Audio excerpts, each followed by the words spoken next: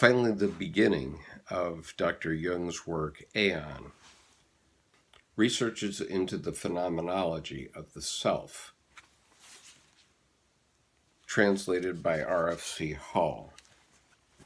Mr. Hall dedicated much of his life to translating the work of C.G. Jung. There's a footnote on the first page.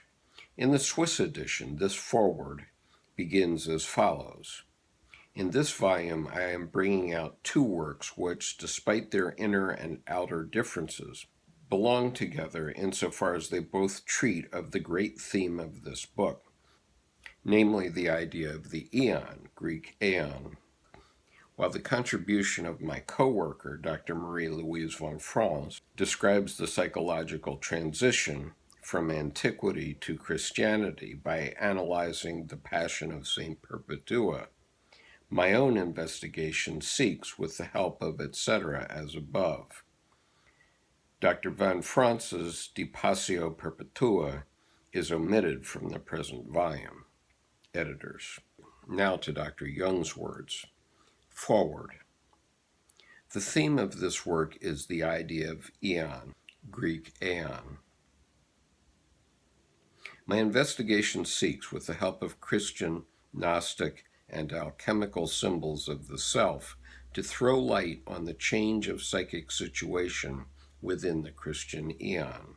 Christian tradition from the outset is not only saturated with Persian and Jewish ideas about the beginning and the end of time, but is filled with intimations of a kind of enantiodromian reversal of dominance.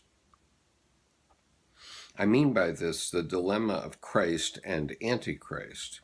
Probably most of the historical speculations about time and the division of time were influenced, as the apocalypse shows, by astrological ideas. It is therefore only natural that my reflection should gravitate mainly around the symbol of the fishes, for the Pisces Aeon is the synchronistic concomitant of 2,000 years of Christian development. In this time period, not only was the figure of the Anthropos, the Son of Man, progressively amplified symbolically and thus assimilated psychologically, but it brought with it changes in man's attitude that had already been anticipated by the expectation of the Antichrist in the ancient texts. Because these texts relegate the appearance of the Antichrist to the end of time, we are justified in speaking of a Christian Aeon, which, it was presupposed, would find its end with the second coming. It seems that this expectation coincides with the astrological conception of the Platonic Month of the fishes. The immediate occasion for my proposing to discuss these historical questions is the fact that the archetypal image of wholeness, which appears so frequently in the products of the unconscious, has its forerunners in history. These were identified very early with the figure of Christ, as I have shown in my book, Psychology and Alchemy. Footnote, Chapter 5, The Lapis-Christ Parallel.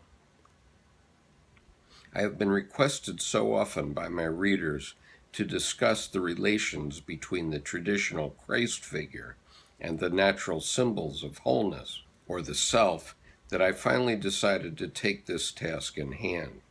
Considering the unusual difficulties of such an undertaking, my decision did not come easily to me, for in order to surmount all the obstacles and possibilities of error, a knowledge and caution would be needed which, unfortunately, are vouchsafed me only in limited degree.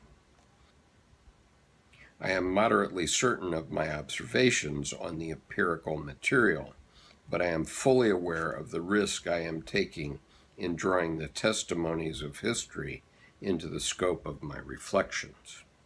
I think I also know the responsibility I am taking upon myself when, as though continuing the historical process of assimilation, I add to the many symbolic amplifications of the Christ figure yet another, the psychological one. Or even, so it might seem, reduce the Christ symbol to a psychological image of wholeness. My readers should never forget, however, that I am not making a confession of faith or writing a tendentious tract, but I am simply considering how certain things could be understood from the standpoint of our modern consciousness, things which I deem it valuable to understand. Let me read that phrase again. But am simply considering how certain things could be understood from the standpoint of our modern consciousness, and which are obviously in danger of being swallowed up in the abyss of incomprehension, oblivion.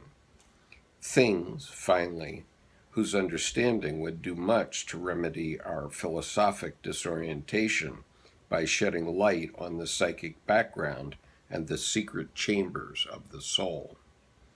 The essence of this book was built up gradually in the course of many years, in countless conversations with people of all ages and all walks of life, with people who, in the confusion and uprootedness of our society, were likely to lose all contact with the meaning of European culture and to fall into that state of suggestibility which is the occasion and cause of the utopian mass psychoses of our time. I write as a physician with a physician's sense of responsibility, and not as a proselyte. Nor do I write as a scholar, otherwise I would wisely barricade myself behind the safe walls of my specialism and not, on account of my inadequate knowledge of history, expose myself to critical attack and damage my scientific reputation.